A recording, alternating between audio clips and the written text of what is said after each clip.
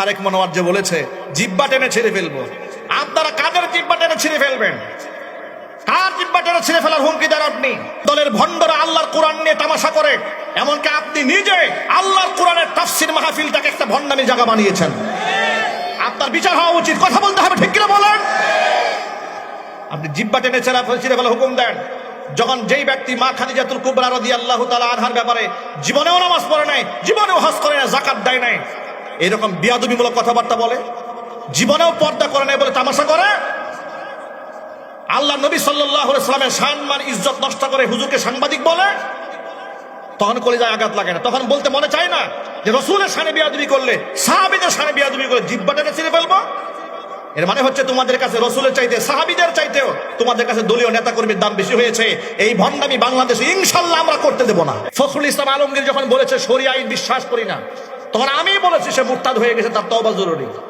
ফখরুল ইসলাম আলমগীর সাহেব শরিয়া বিরোধী কথা বললে, তার বিরুদ্ধে কথা বললে আমরা হয়ে যাই বীর পুরুষ, আর তোমরা পূজায় গেলে তোমাদের বিরুদ্ধে কথা বললে আমরা হয়ে যাই দালাল। এই ভণ্ডামি বাংলাদেশে চলবে না। কথা ঠিক না ঠিক জোরে বলেন? এই ভণ্ডামি চলবে না, বরং শরিয়া বিরোধী কাজ যা করবে তার দাঁত ভাঙ্গা জবাব দিতে হবে। আপনারা প্রস্তুত আছেন কিনা আমি দুহাত দেখতে চাচ্ছি। কিছু কিছু আলোচক তো বর্তমানে মোটামুটি আধা পাগলা হয়ে গেছে, স্টেজে ওঠে কোরআন হাদিসের এমন অপব্যাখ্যা। একদিন দেখলাম, কয়েকদিন আগে এক ভদ্রলোক ওয়াজের মধ্যে বসে বলছেন তিনি আবার এমপি ইলেকশন করবেন। তিনি বলতেছেন যে আপনার জীবনে নামাজ রোজা হজ যাকাতের অনেক ত্রুটি বিচ্যুতি থাকতে পারে, আপনার আমলে অনেক ত্রুটি থাকতে পারে, খালি আপনি দিন কায়েমের আন্দোলনে নামেন, আপনার জন্য জান্নাত গ্যারান্টি। নাউজুবিল্লাহ বলবেন না? ওয়াজের ধরন দেখছেন, মানে মনে হচ্ছে আয়াত নাজিল হয়েছে বুড়াবুড়ি করার জন্য। আরেক ভণ্ডামি ভাই, কি বলবো আপনাদের কাছে। কয়েকদিন আগে স্টেজে এক আলেম বয়ান করে বলতেছে যে কবরে যে 3টা প্রশ্ন করা হবে, 3টাই রাজনীতির প্রশ্ন। কি বলে শোনেন, একটু ব্যাখ্যা করে বলি। আবার এই সমস্ত বক্তব্য যখন আমরা প্রতিবাদ জানাই, তখন আমাদেরকে বলে হুজুর এখন ঐক্য করার সময়, এখন ঐক্য করার সময়, এগুলা মিডিয়াতে না বলে ব্যক্তিগতভাবে বললে হয় না। ওরা কিন্তু আবার মিডিয়াতে আমাদেরকে আচ্ছাপাড়া দুলাই করে। কথা ঠিক না ঠিক জুড়ে বলেন? ওই যে 1990 সালের ডেট এক্সপায়ার মাল একটা আছে, কয়েকদিন আগে বলেছে ওদের এক আলোচক বক্তা কোরআনের আয়াতের ভুল তাফসীর করেছে, হাদিসের অপব্যাখ্যা করেছে, আমি ধরিয়ে দিয়েছি, প্রতিবাদ জানিয়েছি।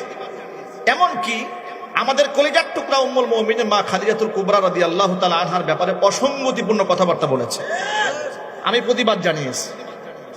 কারণ আপনার সাথে আমার বন্ধুত্ব আছে, মহব্বত আছে, ততক্ষণ আপনি কোরআন, সুন্নাহ, সাহাবায়ে কেরাম, ঈমান, আদর্শ, আজওয়াজ মুতাহহারা, তাদের প্রতি মহব্বত রাখবেন যতক্ষণ, আপনার প্রতি মহব্বত থাকবে ততক্ষণ।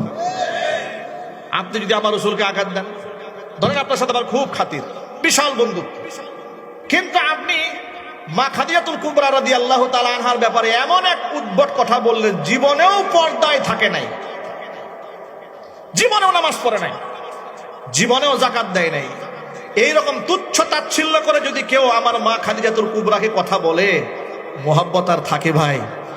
আর চিল্লাই বলেন, বিরাট কষ্ট লাগে মনে। তো আমরা কয়েকজন প্রতিবাদ জানিয়েছি। প্রতিবাদ জানাবার পরে 1990 সালের ডেট এক্সপায়ার এক পাগলা আছে, ওয়াজের মাঠে যত প্রকারের মিথ্যা চাপাবাজি, গাল গল্প এগুলা বলে, আর এগুলা সোশ্যাল মিডিয়াতে ভাইরাল হয়, লোকেরা খালি হাসাহাসি করে। এই 1990 সালে ম্যাচ খেলেছে, অক্সফোর্ডের শিক্ষক ছিল, কত প্রকার মিথ্যা যে বলে, এটা আল্লাহ ছাড়া কেউ জানে না। গতকালকে সে কি বলেছে শোনেন, সে বলেছে তাদের যে বক্তার বিরুদ্ধে আমরা কথাবার্তা বলেছি কোরআন সুন্নাহর ব্যাপারে, আমরা তো ব্যক্তিগত আক্রোশ নিয়ে কাউকে কথা বলি নাই, কারে ব্যক্তিগত আঘাত করি নাই। ইসলামের যে অংশে, যে আদর্শে ভুল করেছে, যে পয়েন্টে ভুল করেছে, পয়েন্ট আমরা ফাইন্ড আউট করেছি। সে বলে আমার অমুক বক্তার বিরুদ্ধে যে কথা বলবে তার জিহ্বা টেনে ছিঁড়ে ফেলা হবে। কথা বুঝতে পেরেছেন? মানে আমার দলীয় হুজুরের বিরুদ্ধে কথা বলে জিহ্বা টেনে ছিঁড়ে ফেলা হবে, কিন্তু সাহাবীদের বিরুদ্ধে কথা বললে কোনো প্রতিবাদ করা হবে না। তাদের কাছে সাহাবীদের চাইতে তাদের দলের আলেমদের মর্তবা বেড়ে গেছে। কথা বলতে হবে, ঠিক কিনা বলেন? কথা ঠিক না ঠিক জেনে বলতে হবে। ডেট এক্সপায়ার ওই মালকে বলবো, উনি হচ্ছেন সেই তারেক মনোয়ার। প্রতিদিন প্রতিনিয়ত স্টেজে বসে আবুল তাবুল বকওয়াস করে, আমরা এগুলো নিয়ে প্রশ্নের সম্মুখীন হই, নানা বাজে কথাবার্তা বলে। কিন্তু আমার প্রশ্ন হচ্ছে, এই যে গোটা বাংলাদেশের মধ্যে বর্তমানে ইসকন যে ঝামেলাটা তৈরি করছে, মুসলমানদের শত্রু, স্বাধীনতার শত্রু, ইসলামের শত্রু, আমাদের রাষ্ট্রের শত্রু ইসকন, কথা ঠিক কিনা? একজন আলেমকে গুম করে গাজীপুর থেকে সেই কোথায় পঞ্চগড়ে নিয়ে গেল, উলঙ্গ করে ফেলে রাখলো। আচ্ছা, এত বড় ঘটনা দেখার পরে কোন মুসলমানের কলিজা মানে? এটা জুড়ে বলেন তো। কিন্তু রহস্যজনক ভাবে এই যে সমস্ত আলেমরা একটা দলের সদস্য, তাদের মুখে কোনো আওয়াজ নাই। ইসকনের বিরুদ্ধে আওয়াজ কেন নাই জানেন? কারণ হিন্দুদের ভোট তাদের খুব দরকার, খুব দরকার। আমি ভালো করে শোনেন, মনে রাখবেন, এটা মুসলমানদের দেশ, এটা কোরআন সুন্নাহর বাংলাদেশ হবে ইনশাআল্লাহ। চিৎকার দিয়ে বলেন ঠিক কিনা বলেন। ইসলামের স্বার্থে আঘাত দিয়ে আপনি কোন মুশরিকের সাথে প্রেম করবেন আর এই দেশের লোকেরা আপনাকে ভোট দেবে। আমি আপনাদেরকে ছোট্ট একটা এক্সাম্পল দেই। ছোটবেলায় আপনারা লুডু খেয়েছেন? লুডু, হ্যাঁ, লুডু খেলার পেছনে এখনো খেলেন? এগুলো কেন খেলেন? এগুলো খেলা তো ঠিক নয়, এগুলো বৈধ না, এগুলো খেলবেন না। ছোটবেলায় আমরা না বুঝে খেলছি আর কি, ঠিক কিনা বলেন? বড় হওয়ার পর বুঝার পর তো খেলি নাই। তো লুডো খেলার পেছনে সারে দেখবেন সাপ খেলা আছে, ঠিক না? সে সাপ খেলার মধ্যে যদি মই পাওয়া যায়, মুহূর্তে লাভ দিয়ে উপরে যাওয়া যায়, আর সাপের মুখে বললে একেবারে নিচে। এই দলের অবস্থা তাই হয়েছিল। এরা বিগত স্বৈরাচারের আমলে অনেক মাজলুম হয়েছে, এদের বহুত নেতা কর্মী মাজলুম হয়ে ফাঁসির কাস্টে ঝুলেছে। আল্লাহর কসম, মাজলুম ছিল বিদায় আমি মাহফিলে পর্যন্ত তাদের পক্ষে কথা বলেছি, কারণ তাদের অসংখ্য ব্যক্তিকে বিনা অপরাধে বছরের পর বছর কারাগারে আটকে রাখা হয়েছিল। শহীদ মাওলানা দিলওয়ার হোসেন সাঈদী রহমাতুল্লাহি আলাইহি শুধু জামাতের একক সম্পদ ছিলেন না, তিনি গোটা মুসলিম উম্মার সম্পদ ছিলেন, কথা বলেন ঠিক কিনা? সেই হিসেবে আমরা তার জন্য দোয়া করেছি, তার জন্য আমরা দোয়া করেছি। আর তার রেখে যাওয়া আমানত সেই মাজলুম দলটি স্বৈরাচারের পতন হওয়ার পরে অবস্থা কি হয়েছে? এরা রোজা আর পূজা এক বানাই ফেলছে।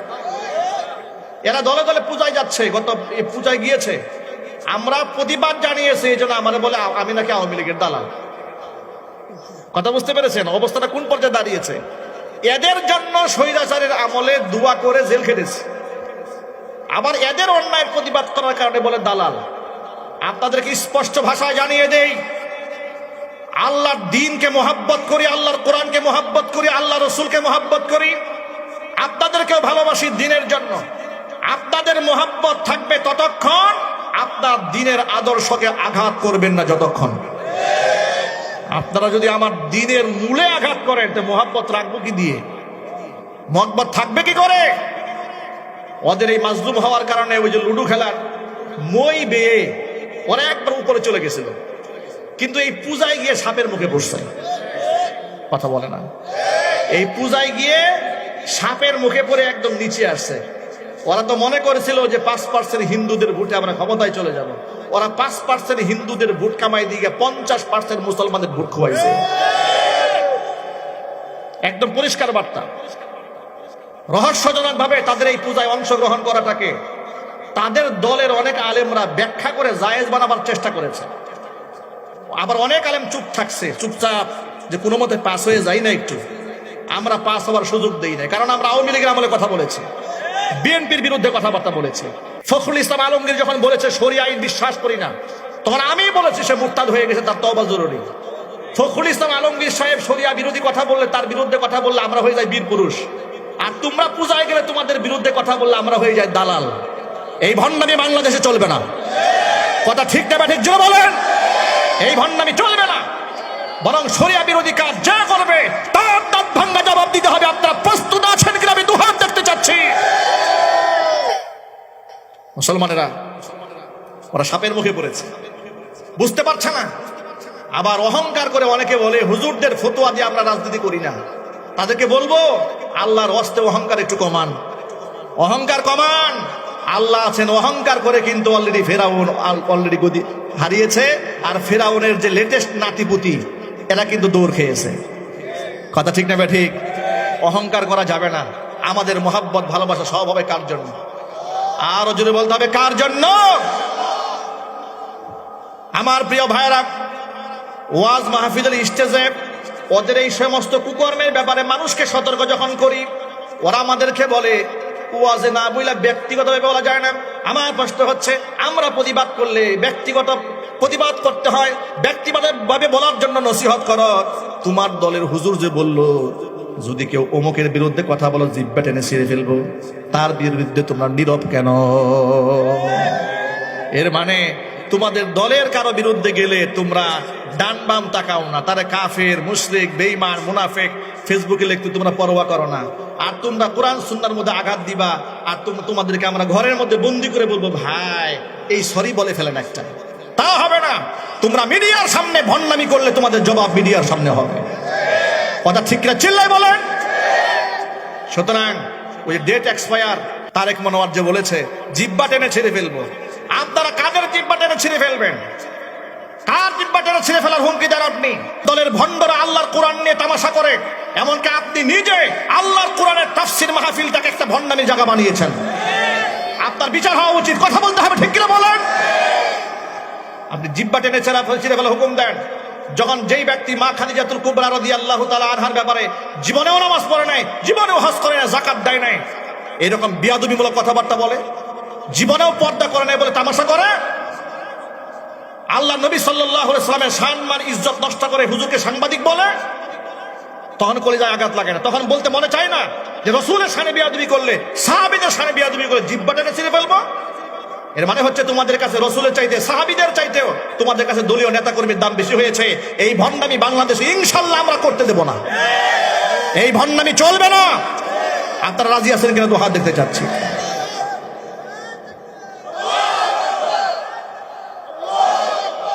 আল্লাহ পাক আমাদেরকে বুঝার তৌফিক দান করেন। প্রিয় ভাইরা, আমার মূল কথায় ফিরে আসি। যে কথা বলতে চেয়েছিলাম সেটা হলো, আমলের মধ্যে যদি কোনো ত্রুটি থাকে তাহলে আল্লাহ তাআলা হয়তো আমাদেরকে ক্ষমা করে দেবেন, কিন্তু যদি ইমানের মধ্যে ভেজাল থাকে তাহলে কিন্তু আল্লাহর দরবারে আটকায় যাব।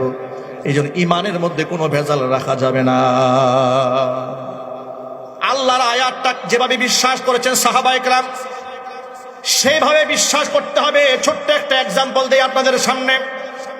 কোরআন মাজিদের সূরাতুল হুজুরাতের 2 নম্বর আয়াত নাযিল হয়ে গেল, ইয়া আইয়ুহাল্লাযীনা আমানু লা তারফাউ আসওয়াতাকুম ফাওকা সাওতিন নবী ওয়া লা তাজহারু লাহু বিল কওল ولا تجهروا له بالقول كجهر بعضكم لبعض أن تحبط أعمالكم وأنتم لا تشعرون। হে ঈমানদারগণ, লা তারফাউ আসওয়াতাকুম ফাওকা সাওতিন নবী, তোমরা তোমাদের কণ্ঠের আওয়াজ নবীর কণ্ঠের আওয়াজের উপরে উঁচু করবে না। ওয়ালা তাজহারু লাহু বিল কওলি কাজাহারি বাউদিকুম লিবাউদিন, একে অপরের সাথে চিৎকার শোরগোল করে যেভাবে কথাবার্তা বলো, নবীর সামনে শোরগোল করা যাবে না। যদি এটা করো তাহলে কি হবে? কেন করবে না? শোনো, আন তাহবাতা আমালুকুম ওয়া আনতুম লা তাশউরুন, তোমাদের অজান্তেই তোমাদের সমস্ত আমলনামা বরবাদ হয়ে যাবে। নবীর শানে বেয়াদবি আল্লাহ বরদাশত করেন না।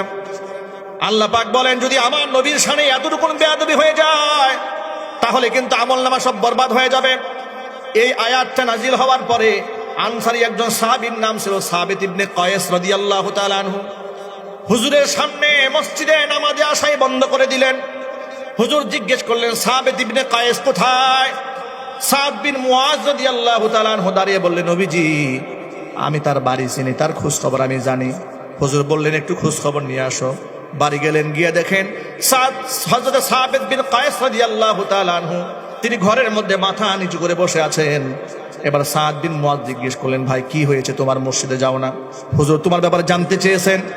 তখন সাবিত ইবনে কায়েস বলেন, আল্লাহ তাআলা কোরআন মাজিদে বলেছেন নবীজির কণ্ঠের আওয়াজের উপরে কণ্ঠ বড় হয়ে গেলে আমল বরবাদ হয়ে যাবে, কিন্তু আমার তো জন্মগত কণ্ঠের আওয়াজ বড়, জীবনে কতবার হুজুরের সামনে কণ্ঠ উঁচা করে কথা বলেছি, আমার তো ভয় হয় না জানি আমি জাহান্নামী হয়ে গেছি। এই লজ্জায় আমি রাসূলের সামনে যাই না। সুবহানাল্লাহ বলবেন না? আল্লাহর নাজিলকৃত এক একটা আয়াতের উপরে সাহাবায়ে কেরামের বিশ্বাসের গভীরতা কতটুকু ছিল। সাবিত ইবনে কায়েস বলেন, আমি তো ইচ্ছা করে রাসূলের সামনে জোরে বলিনি, কিন্তু আমার গলার ভয়েসই উঁচা। তিনি ভালো বক্তৃতা করতে পারতেন। নবীজির কাছে গিয়ে এই রিপোর্টটা পেশ করা হলো। আল্লাহর নবী সাদ বিন মুয়াজকে বললেন, তাড়াতাড়ি যাও সাবিত ইবনে কায়েসকে গিয়ে বলো, আমি মুহাম্মদ সাল্লাল্লাহু আলাইহি ওয়াসাল্লাম সাক্ষ্য দিচ্ছি সাবিত বিন কায়েস আল্লাহর জান্নাতি। আর জোরে কোন সুবহানাল্লাহ। আল্লাহর আয়াতের উপর মহব্বত থাকতে হবে, ভালোবাসা থাকতে হবে। সুতরাং কোন ব্যক্তি যদি আল্লাহর আয়াতের উপর দুর্বল ঈমান থাকে, তাহলে তার আমল কবুল হবে না, ঈমান কবুল হবে না। আবার আপনি মনেও বিশ্বাস করেন, মুখেও স্বীকার করলেন, আমলে বাস্তবায়ন করার ক্ষেত্রে আপনি কিছু কিছু বিধান মানলেন আর কিছু কিছু বিধান আপনার কাছে ভালো লাগে না, এটা যদি হয়, এরকম মুসলমান সমাজে আছে না নাই? তারা বলে হুজুর নামাজ রোজা হজ যাকাত মোটামুটি ভালোই লাগে, কিন্তু পর্দার কথা বলে কিন্তু ভালো লাগে না। এই পর্দা ভালো লাগে না। সুদী ব্যবসা করি, সুদের ব্যাংকে চাকরি করে, সুদী ব্যাংকে চাকরি করে, হালাল না হারাম? আরো জোরে হারাম। বলে হুজুর এ তো মানতে পারলাম না, আধুনিক বিশ্ব কত রকম চাকরি আছে, আমি একটা করি, হারাম। এতটুকু সন্দেহ যে ব্যক্তি করেছে, স্বাধীনভাবে আল্লাহ পাকের আয়াতের মধ্যে প্রশ্ন তুলেছে, আল্লাহ পাক তাদের ব্যাপারে কোরআনে ফয়সালা দিয়ে দিয়েছেন। শুনেন, আল্লাহ পাক বলেছেন, ওয়ামা কানা লিমুমিনিন ওয়ালা মুমিনাতিন ইযা কাদাল্লাহু ওয়া রাসূলুহু আমরা আইয়াকুনা লাহুমুল খিয়ারাতু মিন আমরিহিম ওয়া মান ইয়াসিল্লাহা ওয়া রাসূলাহু ফাকাদ দাল্লা দালালাম মুবিনা। আমি আল্লাহ এবং আমার রাসূল যদি কোনো ব্যাপারে রায় দিয়ে ফেলে, তাহলে সেই ক্ষেত্রে ঈমানদারেরা নিজের পক্ষ থেকে কোনো মতামত ব্যক্ত করার কোনো অধিকার থাকে না। যদি কোনো ব্যক্তি সীমা লঙ্ঘন করে, ওমাইয়া আসিল্লাহ ওয়া রাসূলা, আমি আল্লাহর কথাকে ভাইলেশন করে, আমি আমার রাসূলের কথাকে অমান্য করে, ফাকাদ দাল্লা দালালাম মুবিনা, সেই ব্যক্তি সুস্পষ্ট গোমরা হয়ে যাবে। ভাইরা আমার, এই জন্য আল্লাহর নাজিলকৃত যত বিধিবিধান আছে হাসি মুখে মানতে রাজি আছেন? কারা কারা দু হাত দেখতে চায়? আল্লাহ যেন কবুল করে নেন। জোরে জোরে কন্যা আমিন।